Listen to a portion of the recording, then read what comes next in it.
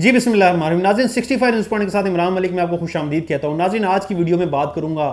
Online app loan के हवाले से, जो कि ऑनलाइन लोन दिया जाता है, जो कर्जा एक फ्राहम किया जाता है, सार्फिन के साथ हमदर्दी अपनाई जाती है। एक छोटे कर्जे से लेकर बड़े कर्जे तक मुख्तलिफ अंदाज में इन लोगों को वहाँ पर जकड़ा जाता है। अब बदकिस्मती हमारे मुआशरे की ये है कि जो कोई गरीब होता है, जिसको पैसों की ज़रूरत होती है, ना उसको कोई रिश्तेदार मुँह लगाता है, ना उसे कोई मोहल्लेदार मुँह लगाता है, ना उसे कोई लेफ्ट राइट के लोग उसे लिफ्ट कराते हैं। वो कौन है, किन हालात में ज़िंदगी गुजार रहा है। और जब वो पाकिस्तानी बैंकों में जाके कर्जे के लिए अप्लाई करता है तो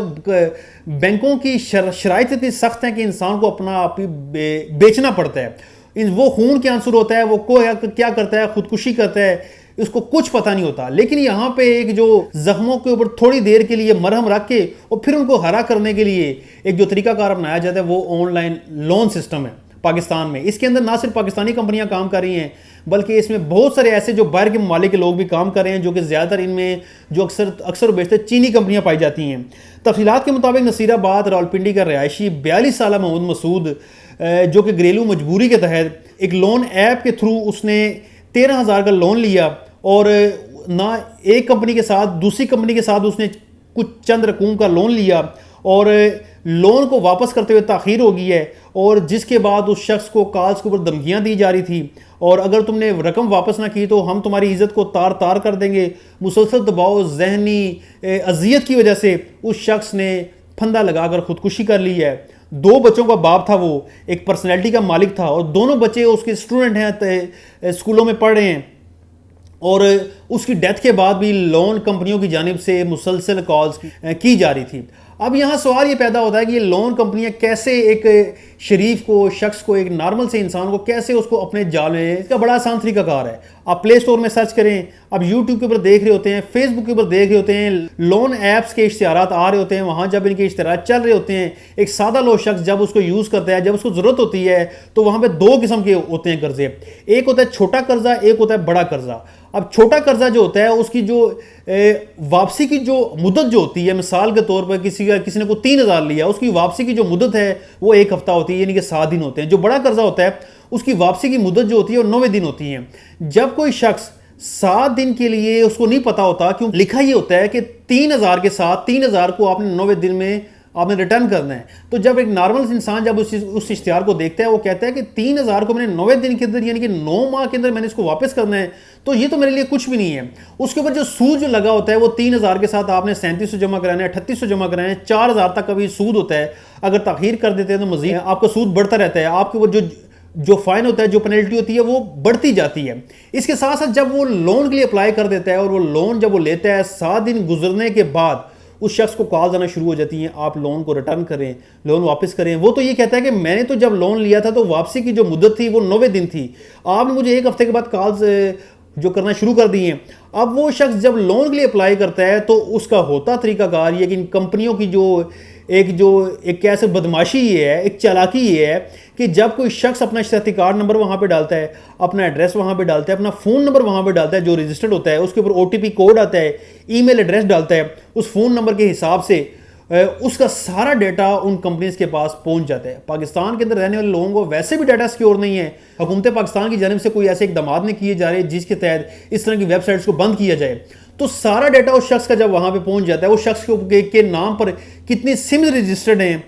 किस किस के पास ये सिम है, ये सारी मालूमात उनके पास चली जाती हैं। ना सिर्फ यहाँ पे ये होता है, बल्कि उस फ़ोन के ऊपर जब वो अलाउ करता है मुख्तलिफ माइक्रोफोन्स की सूरत में, कैमरे की शक्ल में, मुख्तलिफ किस्म की जो परमिशन जब वो अलाउ करता है, उसके फ़ोन का सारा डाटा भी उन लोगों के पास चला जाता है। जब लोन रिटर्न नहीं किया जाता बर वक्त, तो शुरू में तो उसको ये कॉल्स की जाती हैं कि आपको जो इंटरेस्ट रेट है वो बढ़ रहा है। हमारा आपके साथ तय ये हुआ था कि आपने 3,000 के साथ 3600 देना है, अब ये 3800 हो गया, 3700 हो गया है। ये छोटे लोन की बात कर रहा हूँ। जब ये मजीद बढ़ता जाता है, उस शख्स को फिर कंपनी की जानिब से, उन अफराद की जानिब से धमकियाँ दी जाती हैं, कॉल्स अगेन एंड अगेन की जाती हैं। ना सिर्फ उसे कॉल्स की जाती हैं, उसके रिश्तेदारों को कॉल्स की जाती हैं, फैमिली ट्री के अंदर जो लोग आते हैं उनको कॉल्स की जाती हैं, उनको बताया जाता है कि फ़लाँ शख्स है, इसने ये लोन लिया है और इसने अभी तक वापस नहीं किया, आप बराए मेहरबानी इसको कह दें कि ये लोन वापस करे। जब एक गैरतमंद इंसान की बहन को, उसकी बेटी को, उसकी बीवी को, उसकी माँ को जब ऐसे रॉन्ग नंबर से कॉल्स आ रही हों,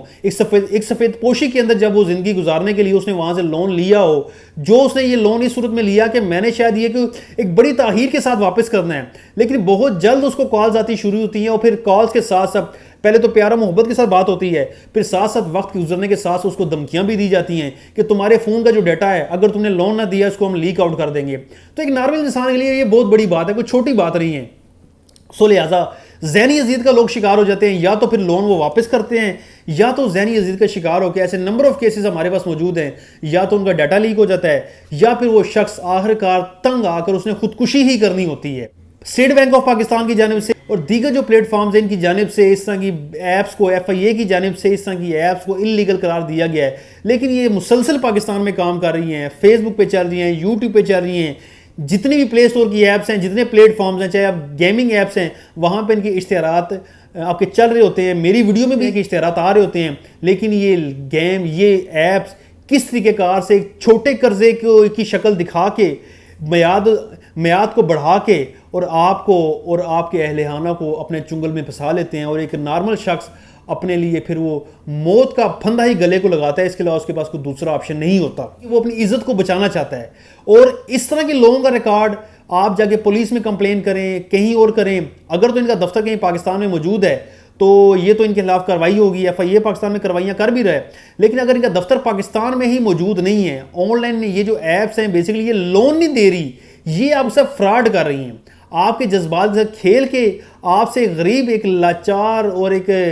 परेशान इंसान से पैसे निकलवा रहे हैं। जो शख्स कर्जा लेता है वो ये सोचता है कि मैं ये पैसा लेके फलां जगह इन्वेस्ट करूंगा, और फिर उसने क्या है, जो उसके पास एसेट्स होते हैं, चाहे गोल्ड की शक्ल में गाड़ी है, बाइक है, कुछ भी है, उसको बेच के इन लोगों का ये कर्जा उतारते हैं।